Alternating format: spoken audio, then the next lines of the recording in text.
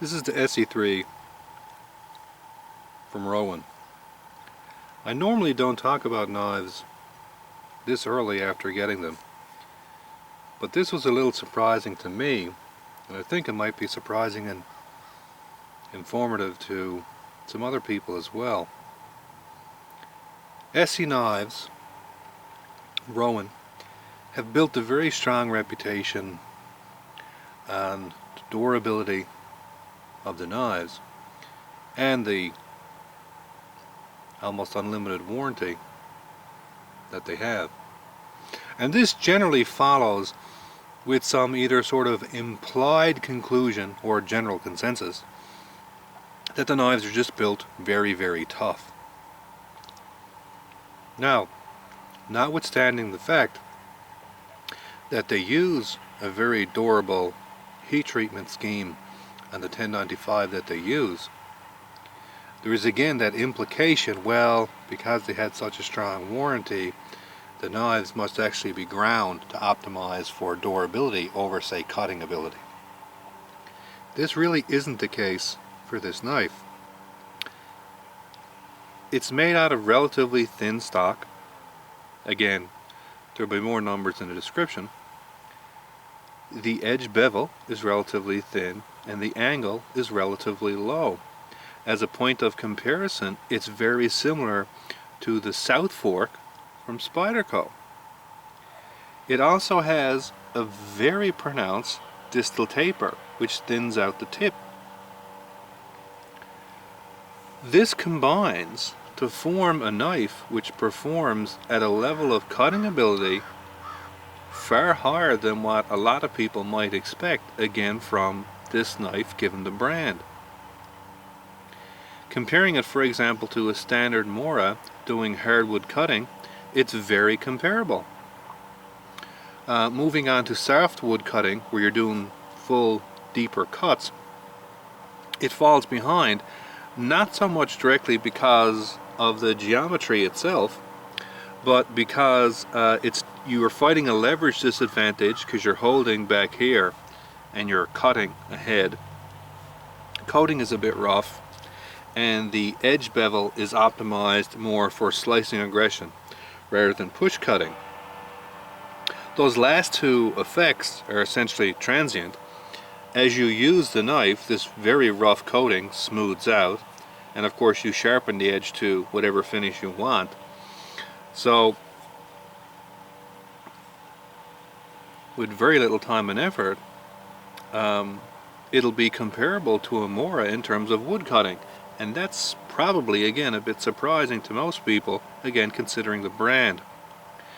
With the very thin tip and, like I said, optimized cutting geometry more so than durability, it does general utility work relatively high, and it can make thin slices through foam without slitting it, breaking it open. The tip goes in very easily on plastic bottles and cans, slices through relatively well. General ropes cuts very well.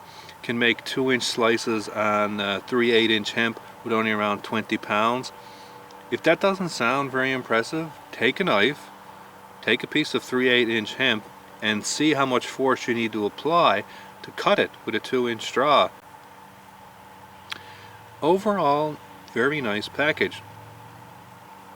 And everything about it is relatively functional, and it doesn't have many of the common flaws that you see in a lot of knives, even the details such as the jimping. It is again jimping done what I would argue would be correctly. If you apply very little force, you just have essentially indexing. You know where your thumb is. But as soon as you apply heavy force, bam, you stop moving. It provides the right balance of aggression without getting so aggressive that you can't even touch it, like ZT tends to do, which makes it very uncomfortable unless you're using gloves. The only real drawback that I would argue, and this is a bit of a personal preference issue, finger choils like this are only of benefit to relatively select grips. You can see there's no way to do a hammer style grip using this finger choil because it's rather small. Now, Cawley Harris has argued that the proper way to at least utilize these is in saber type grips, where essentially only the last of your finger is sort of index finger choil, and it works relatively well.